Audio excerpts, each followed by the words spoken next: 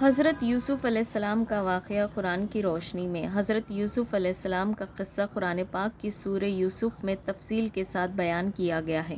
یہ واقعہ صبر، توکل اور اللہ کی حکمت اور رحمت کا سبق دیتا ہے۔ حضرت یوسف علیہ السلام حضرت یعقوب علیہ السلام کے بیٹے تھے۔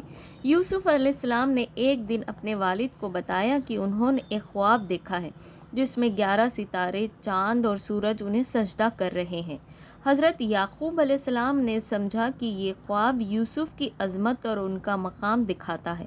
انہوں نے یوسف علیہ السلام کو کہا کہ اپنا خواب اپنے بھائیوں کو نہ بتائیں کیونکہ وہ ان سے حسد کریں گے۔ حضرت یوسف علیہ السلام کے بھائی ان کی شان اور والد کی محبت سے جلن کرتے تھے۔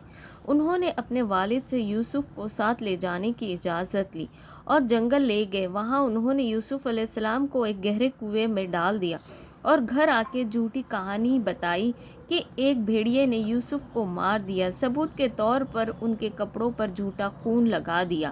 ایک خلیفہ وہاں سے گزر رہا تھا اور انہوں نے یوسف علیہ السلام کو کنویں سے نکال کر مصر کے بازار میں بیچ دیا۔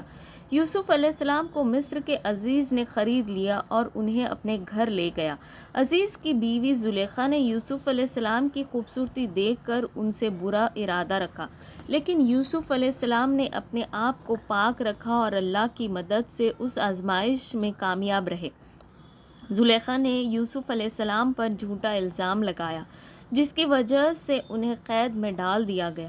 قید کے دوران یوسف علیہ السلام نے اپنے ساتھ قیدیوں کے خوابوں کی صحیح تعبیر دی۔